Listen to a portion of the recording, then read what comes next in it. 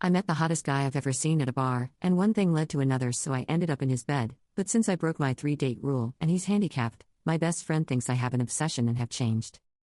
I'm 28F, and my childhood best friend, we'll call Jess, is also 28F.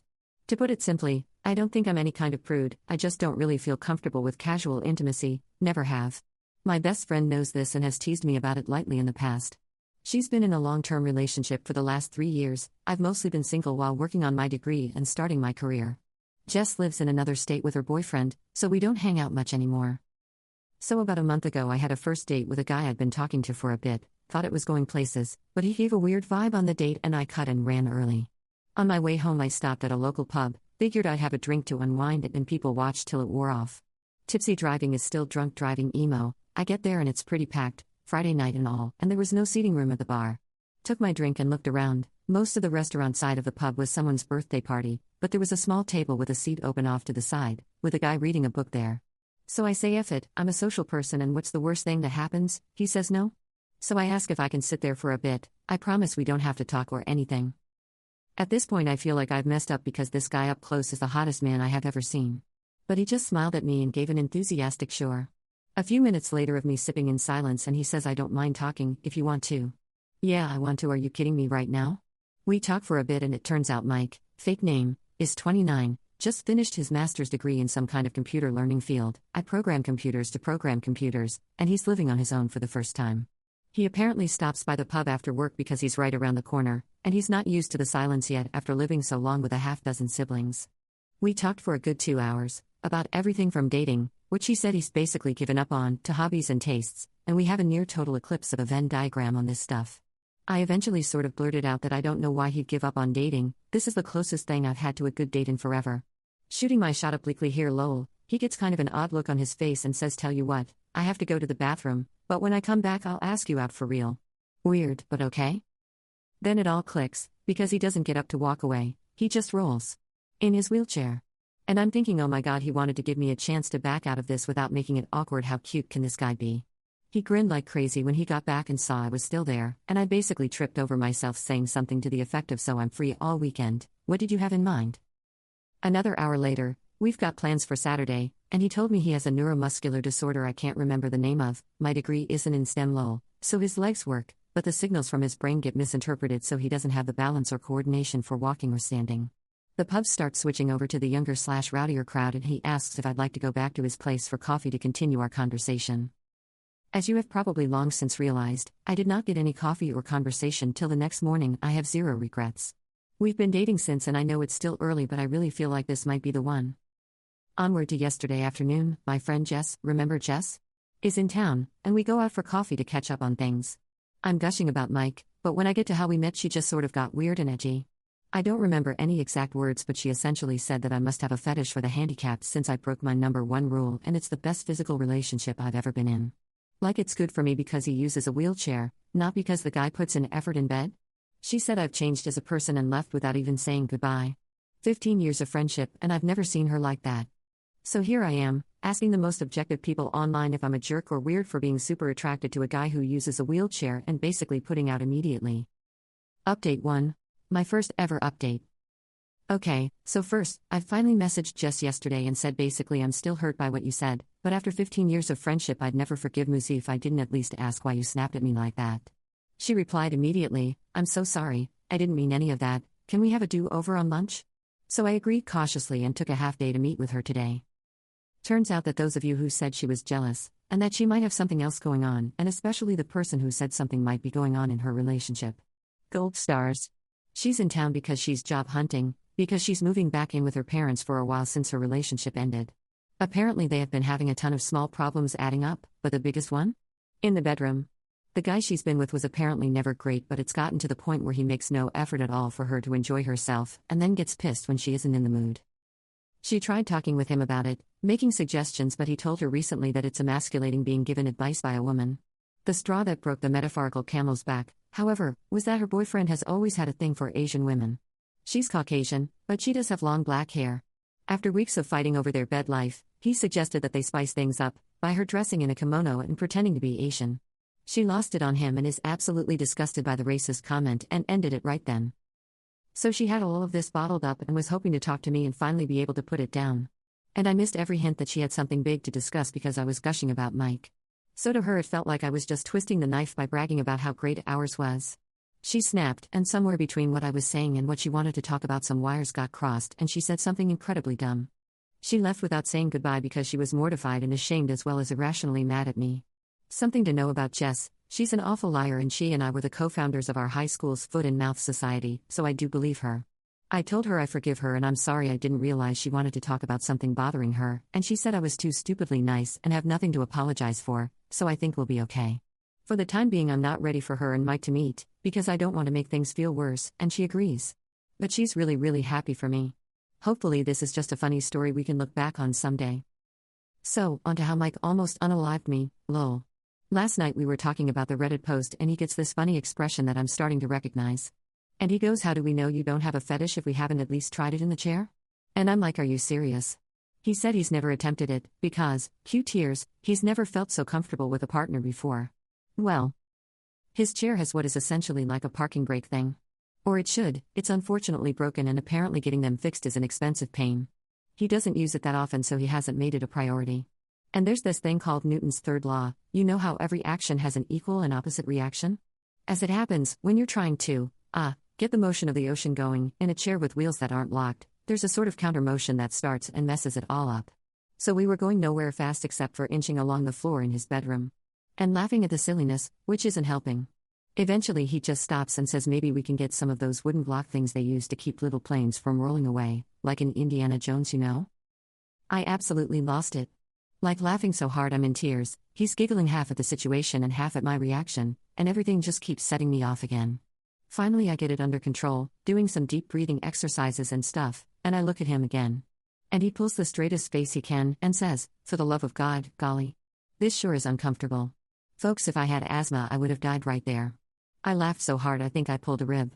Like wheezing and not even laughing anymore so much as weeping and making this awful hey noise when I could catch my breath.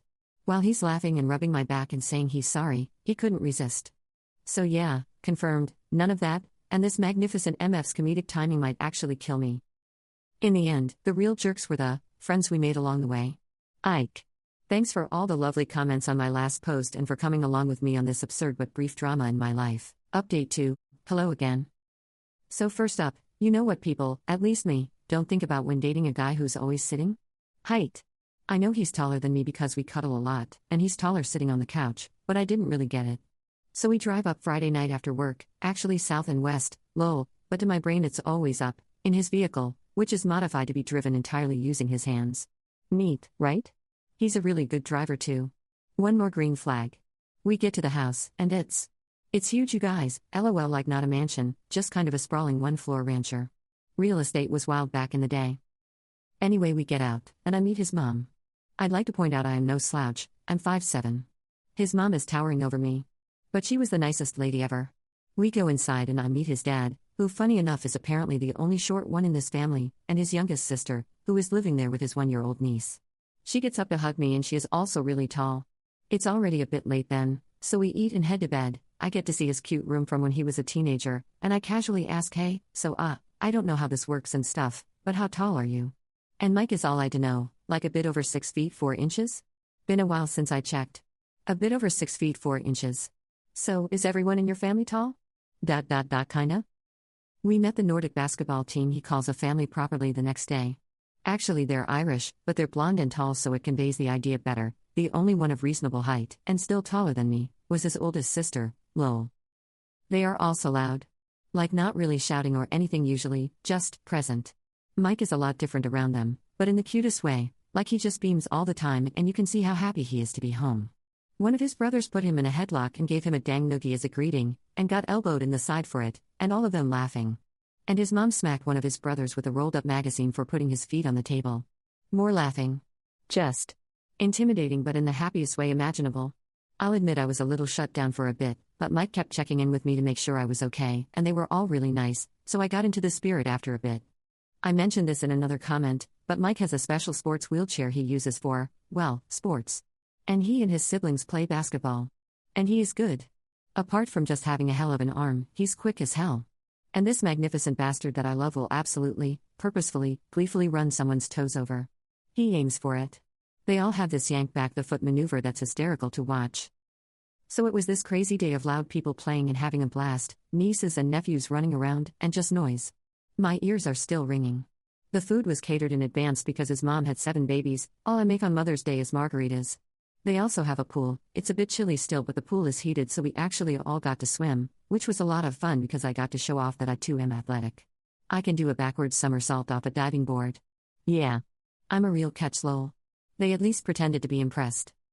We all stayed up late drinking and talking that it was too overcast to see the aurora, boo, and I had the worst hangover I've had in a while on Sunday. We slept in a bit late, and then joined Mike's family for the barbecue part of the barbecue weekend. His dad can grill, people. And he's fast, food coming off the grill at lightning speed. I asked Mike about it and he laughed and said there was 7 of us to feed. Ever see a nest of baby birds? He had practice. Which, fair enough. I don't have much experience with babies, but I got to hold his youngest niece, the one living at home with his sis until her husband gets back from deployment, and we had a light talk about kids in the future. I told him that I never put much thought into it, but if they were going to grow up in a happy home like his and not how I grew up, I'm pretty sure I'd be open to having them with him someday. But later. I need him all to myself for a while first. He seemed really happy about that, which makes me feel all goofy and happy. I'm sappy.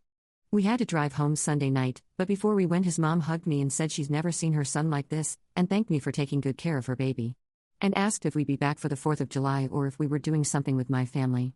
And I tried to be all no, we'll be here if you don't mind. I don't see them much and I think she caught on that there's more to the story, so she just hugged the life out of me, Vikings, all of them I swear, and told me she can't wait to see me again. My ears are still ringing from all the noise and chaos, but it was an absolute blast and I can't wait to see them again in July. Anyway, thanks for reading, hope you all had a lovely weekend, and those of you who got to see the aurora, I'm happy for you but you suck, lol. Update 3. As I've gotten a ton of requests for updates, I figured I would let you guys know how things are going in my world.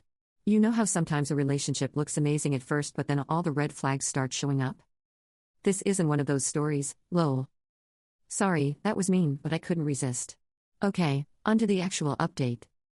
So, the 4th of July visit to his family's house was pretty awesome. After getting to know everyone last time, I had better expectations of what I was going into, and I've talked with my therapist about the whole play fighting makes me anxious because in my childhood home it wasn't playing thing. I don't want them to ever curb how they act to cater to me, and instead I guess I'll consider it immersion therapy. I think Mike mentioned it anyway because I didn't see much of it this time, though there were cheerful threats of doom labda which I didn't mind at all. His mom is amazing, I'd like to point out. Even if she moms so hard it makes me weepy. So, background info, I have a really common sounding name spelled really uncommonly. Because in addition to everything else my parents decided to be creative when they named me. So, although I do sort of like my name, that meant I was that kid who never saw their name personalized on anything.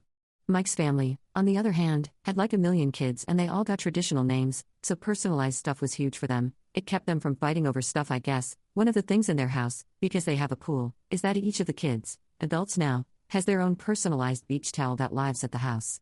So we get to their place and it's been a hot drive there, so right after we get in Mike suggests I go to his room to get changed into a swimsuit so we can have a dip in the pool. I'm thinking that sounds perfect, right? Some of you may already know where this is going. I get to his room and there is a towel on the bed. In my favorite color. With my stupid spelled name embroidered into it. So here I am crying over a goddamn towel and he's in the doorway watching and grinning like he just pranked me or something. Turns out it was her idea but she checked with Mike to make sure it was spelled right. So now I have a towel for when we visit because apparently I'm welcome. If I sound cranky it's just because I'm better at self-depreciation than I am expressing emotions in a direct way. I really am blown away and touched by how much these people have welcomed me. Mike has already sort of learned to decode the way I talk and joke, which is nice, but the first time he gently said that's not humor, that's just putting yourself down, babe. I definitely wanted to go hide under the table. He doesn't let me be mean to me. That's a thing good partners do, I guess? I wouldn't know. Again, yes I am in therapy, I'm working on myself, it's not his responsibility to put me back together, it's just something he does naturally. I literally told him one night that I was sorry I'm kind of broken, and he snorted and said at least you can walk in the most disgusted voice ever and made me laugh. I digress. So the food was once again amazing, and I kept my promise to teach his mom how to make my cinnamon bun bread pudding, so I felt like I contributed. I learned to play Yahtzee, and as it turns out I am very good at it. They do a lot of board games things at night when everyone is staying for the week. These people have a lot of board games. And puzzles. Whole damn storage closet of the things. They also drink like fish and can hold it so I am learning to pace myself. Mike doesn't drink much when we aren't there, so I'm not worried that it's a red flag. Only red flag of his that I've found was a Red Sox pennant in his room. Now I realize I might be talking him up a lot, but he isn't perfect. He snores, he has a habit of arguing with people on the TV when they make stupid decisions, he sometimes starts talking about things I don't understand and just goes and goes until he realizes he lost me like 15 minutes ago, and he is fastidiously tidy, which makes me feel guilty because I have bad habits to lose. I'm not used to clutter means I can't move through an area, but I'm really trying. I barely spend any time at my own place anymore, and we're definitely looking to move in together sooner than later. Yeah, so, not that much of an update, no one burned themselves on a firework or anything super exciting, I'm just in an ongoing relationship with a great guy who has a great family and things continue to look up for us. We head home tonight so we can spend some alone time Sunday. Hope everyone else had a safe and happy holiday. Update 4. I debated just posting this on my own page, but, like a lot of people keep asking for more, so I guess it doesn't hurt to drop my post between Ada for literally unaliving someone and Ada for meekly accepting my in-laws' cruelty but asking if I may wash my wounds before they flog me again. So, Jess finally met Mike. TLDR, learning to read long posts is good for your attention span. Sorry. I mean, I'm not sorry, I feel compelled to open with a joke and I don't know why. Anyway, real TLDR, she thinks he's amazing, she thinks it is hysterical that I'm on TikTok, I refuse to download it, and she is doing amazing. And our lives are moving forward together. Jess and I have this friend, who I will call Meg and not Tallulah despite both Jess and Mike thinking would be hilarious. Meg was planning to have a birthday party, the Big 3-0, and she and Jess are close, and both presently single. They chose a local bar with outside seating, and Jess did a wait, let's check their accessibility because I have been yapping to her for the last month. And lo and behold, after calling the place, they didn't have a ramp for the balcony/outside seating area. As I have been told, Jess said nope, I am meeting Mr. Thrower_Jess, come on, and so they found another place that's a damn hike from everyone. But it has a great outside area with accessibility. And then we got the invite. Through Facebook because we are all basic, I guess? And Mike was stoked because they have this awesome beer selection, full stop, I hate hops so. Then Meg told us that, no, I am not using Tallulah for the 15% of you going, oh but that was such a better name, they chose it because Jess wanted Mike to feel welcome. So hats off to Jess for making the comeback impression of the century, I guess. The birthday was fun, and silly, and everyone in my immediate friend group met Mike and loved him. Tons of laughter, everyone drank way too much, but fortunately we had enough heads up for a planned motel stay. Why yes, I do own a UV flashlight, why do you ask? So we and a bunch of other people didn't drive home. We actually had brunch in the bar the next day, it was absolutely awesome and I'm ruined for pancakes because fluffy. Once again, I digress. Jess and Mike hit it off and she told him literally every story I didn't want her to over brunch, and it all was great apart from the persistent hangover. I crashed at Mike's again. And then he asked what it would cost to break my lease, because he hates the mornings he wakes up and I'm not there. So the next upcoming week and a half or so is going to be insane while I pack up my whole damn life and shove half into a storage unit and the other half into his apartment, and then we'll be living together. I know it's too soon. He does too. We've decided we're idiots and just going for it. My landlord is a lady who is a bit on the older side and isn't charging me for breaking the lease as long as I leave the place ready for a new renter, so I may respond to comments for a bit right away but expect a lot of silence for a while after. Update 5. Hey. I get a lot of messages asking how things are going, but I kinda hate when people update every 5 minutes with the "my neighbor looked at me sideways" updates after 3 paragraphs of recapping drama. So, we live together now. It's been trying. As in he is trying not to laugh at how inept I am at cohabitation. I am really good at not leaving stuff out, now, so there's improvement. He doesn't infantilize me at all, but he definitely gives me the grace to an absolute idiot. I appreciate it. We are not engaged, guys, it's been half a year, come on. I'm writing a book about our relationship. It starts with my name is and the rest is just notes. Don't hold your breath. Jess moved into my old apartment. Yes, my former landlord is the GOAT. Jess is also seeing a guy. I think it is too soon. She agrees. But she has reasons, girl, we all have needs, and who am I to judge? And I was recently in kind of a serious car accident. I am fine, I have great health insurance, great car insurance, and am recovering just fine. No-go funds here, though if you want to help just find a reputable charity for helping victims of drunk drivers and give them your money. So I was on my way home from working overtime and some dude clipped my car, and I ended up in a ditch while he just sort of spun out. But I wear my seatbelt because I have a brain and I got really, really lucky. Everything is fine, my medical deductible was already paid up for the year, and the worst I had was some bruises, a cracked femur fibula, whiplash, and a totaled car. The silver lining is that Mike is great at caretaking. Another check mark in the having kids category. Also, his mom brought us like a million homemade frozen dinners in Costco serving trays, and we had nowhere to put them, so she bought us a chest freezer. Guys, I don't even know with this family. They are amazing. I know usually I give some sweet, heartwarming updates while yapping about mental health, but I am pretty well medicated until my leg heals, and I have a few weeks off work to cuddle Mike while watching bad sci-fi, so I'm not in the best place to fill your cups.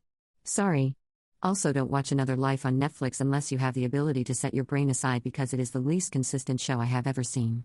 I mean, I loved it, especially the spine ripping itself out of a person and trying to walk away. Oh my god, but it requires suspension of disbelief like few things I have encountered in all my years. Also, Mike says hi. He indulges me. Have a good autumn, and please, for the love of heck, don't drive drunk. As always, love you guys for all the support. I'm okay, relationship is fab, and please don't drink and drive. Update 6. Hello, Reddit friends. It's been a minute, right? Sorry about that. There's been a lot of very real-life stuff that intersected with the holiday, so I haven't had the best time to make an update. Thanks for asking so much though, I feel the support. First thing, Mike and I are great. Coming up on a year, if you can believe it. Out of respect, not Mike's family, I'll put a trigger warning here about parental/trauma/ etc. I had a Thanksgiving post in my notes almost fully written when unfortunately I got the call.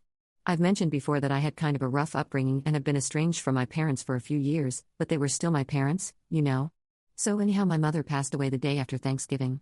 Natural causes, she just neglected her health in general. I hadn't talked to her since a half-hearted attempt last Christmas. She didn't even know about Mike. And I don't know if I even feel sad, exactly, but it knocked me for a loop, and writing about how great Mike's family has left a bad taste in my mouth. My therapist says I, paraphrasing here, already mourned the loss of the good parts of my mom when I started processing the bad parts, so my reaction isn't abnormal. For once. But it wasn't the easiest time, and then the funeral meant a whole lot of people I never wanted to see again. Mike was a godsend. He's so charismatic and charming that no one had anything bad to say to me. It was more like a room of acquaintances. I'm so glad we moved in together. I don't know how I would have gotten through it and then gone home alone. So, I'm going to do this a little out of order. Mike and I spent the whole Christmas week with his parents again, and they were very sympathetic and understanding in the we respect that you don't want us to make a big deal way. Most of his family wasn't there except for dinner the day after Christmas. Just wait till the Thanksgiving recap and you'll understand why Christmas is so low-key. No one could handle that twice in 2 months, so it was nice to wake up and feel like family and open presents in my pajamas. Mike and I have matching Christmas ones now. We are ridiculous together, and I love it. Also, it was a white Christmas for the first time in years. To those hoping for a proposal, I did get jewelry. But not a ring. Sorry. Believe me, it's on the table and where we feel we are headed, but we're not rushing things. Also, given everything going on, it wouldn't have been the right time. But I got a lovely pendant with my birthstone and real diamonds, so I was very spoiled. Christmas dinner was good and catered, and a lot of chaos and kids and presents, and I missed most of it because I had a pretty bad headache and it was just a lot at once. But I was there for pictures, and everyone kind of accepts that I'm the future wife even without a ring, so I feel nice and included. Sorry that this update is on a bit of a downer note. I know I don't really sound like my usual upbeat self, but I'll get back there once the holidays, seasonal depression, and stuff is behind me. That's why I saved my Thanksgiving post for the end, to hopefully go out on a high note. The Thanksgiving recap. Hi all. I get a lot of requests for updates, so I thought I'd share how things are going, now that Gluttony Day is behind us. Mike and I are happily cohabitating still. Things are well on most fronts. I had a minor car accident a little while ago. I posted on my page about it, but I'm mostly healed up now. Mike's family is still the absolute best, and honestly his mom is more motherly than mine has ever been. Sucks, but it is what it is. See? That line right there, ouch. I'd been warned that Thanksgiving is sort of their big holiday, since a lot of the family spends time elsewhere on Christmas. And that it's a bit of a spectacle. But Lord Almighty, I was not prepared for this. So, things you need to know, there is some weird battle of the genders thing they do. A few years ago Mike's mom pointed out that the family kept getting bigger and it was harder to make enough turkey for everyone. So the kids got together, and everyone takes credit for the idea, and bought their dad one of those turkey deep fryers for Christmas. So Thanksgiving rolls around again. I so wish I'd met Mike sooner to see it myself, and thanks to the combination of beer, I'm sure we can figure this out. Apparently their dad set fire to the lawn. At least no one was hurt, apart from pride. But after that there was sober practice, and now mom's turkey versus dad's turkey is this whole thing. Like there is literally crap talk the whole day. People are set up into camps. I joked we needed team shirts, and I think they actually want to do that next year. It was all pretty hilarious and casual, and they had like 3 damn tables set up. Don't worry, Reddit. I made sure no teenagers were being parentified or unlike in-laws were being forced to sit at the kids' table. Actually, I was low-key jealous. They got crayons and coloring books. The food was all amazing and all hands on deck except for me because his mom refused to have me on my feet even though my leg is basically fine now. Mike kept bringing me stuff. It was so cute, y'all. I can't even put into words how much golden retriever energy this boy has. If you're wondering who made the better turkey? Oh man, it's hard. Mike's mom does a brine. Alton Brown is the goat, but there is something about fried turkey skin that is just next level. So I'd say it's a tie, and that's not just me being diplomatic. I ate so much that I barely had room for dessert. It was fantastic.